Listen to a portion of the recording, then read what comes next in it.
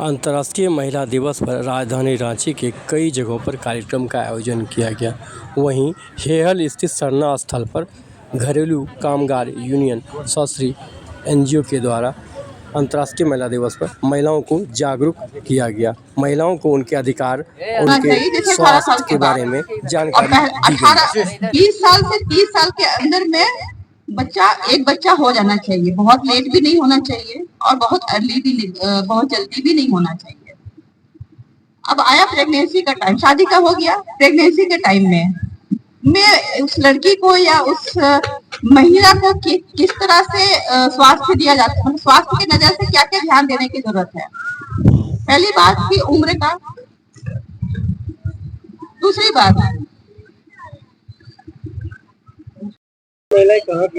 ये महिलाएं पूरे रांची के जो शहरी क्षेत्र हैं, आप कह सकते हैं नामकुम के क्षेत्र से कुछ महिलाएं आई हैं, कुछ रातू के क्षेत्र से, कुछ कांके के क्षेत्र से, कुछ हटिया के क्षेत्र से। और ये दूरी का जो एरिया है उसके अंदर की जितनी एरिया है, जितना भी श्रमिक एरिया जो हम कह सकते हैं, अर्बन में जितने जो लोग काम कर रहे हैं उनके क्षेत्र से ये रिप्रेजेंटेटिव हैं। अच्छा, हर साल आज के दिन मनाया जाता है जी,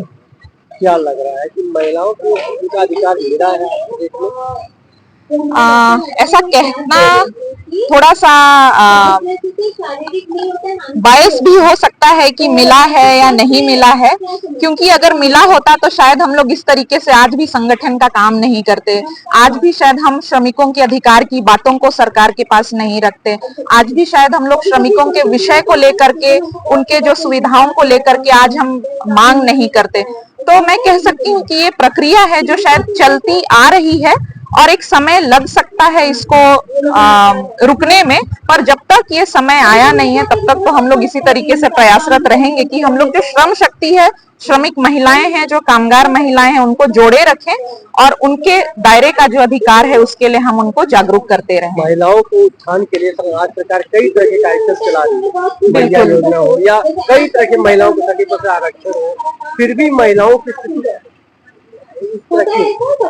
एक तो कह सकते हैं कि महिला जिस दायरे में रह रही है, जिस माहौल में रह रही है, जिस परिवार के बंधन में रह रही है, हम कह सकते हैं कि जैसा परिवार, जैसा बैकग्राउंड जो है वो उनको शायद कहीं ना कहीं उनको आगे बढ़ने में एक तरीके से पीछे भी खींचता है, और वो पीछे मजबूरी भी है उनको खींचना, क्योंकि शायद वो कई जिम्मेवारियों से बन जाती है। शादी होती है, शादी के बाद एक नया परिवार को संभालना, और परिवार के साथ साथ में वो क्योंकि कामगार है, कहीं शायद वो निर्माण का काम कर रही है, कहीं किसी के घर में डेरा का काम कर रही है, किसी के घर में जाकर के वो बर्तन, झाड़ू, पोछा सारे कामों को कर रही है, कोई खेतों में कर रही है। तो उनका जो जिम्मेदारी है वो और भी बढ़ता जा रहा है, और वो बढ़त के कारण में शायद वो जो उनको चाहिए वो उसको मांगने का समय नहीं मिल रहा है। समानता की भी बात चल रही है। बिल्कुल बिल्कुल, एक तरीके से आप देख सकते हैं, क्योंकि जो हम लोगों का जो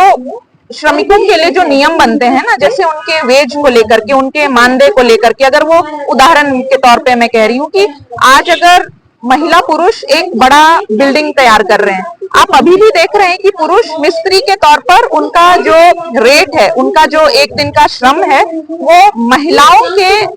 रेट के हिसाब से थोड़ा ज्यादा है, क्योंकि वो स्किल्ड है। लेकिन महिला जो कितने समय से शायद ईंट उठाने में एकदम स्किल्ड हो गई है, बालू मिलाने में स्किल्ड हो गई है, लेकिन अभी भी आज उनका रेट शायद उनके मुताबिक 100, 150, 200 रुपया हमेशा कम ही है। तो थोड़ा मुश्किल है इस विषय को बराबर लाने में, लेकिन ये प्रयास हमेशा से रहेगा कि हम लोग किस तरीके से जो पॉलिसीज डेवलप होते हैं राज्य स्तर पर, वहां पर हम अपनी बातों को कैसे रख सकें कि महिलाओं और पुरुषों का किस तरीके से समान मानदेय हो सके, समान देय हो सके, समान वेज हो सके, उस पर हम लोग बात करते हैं।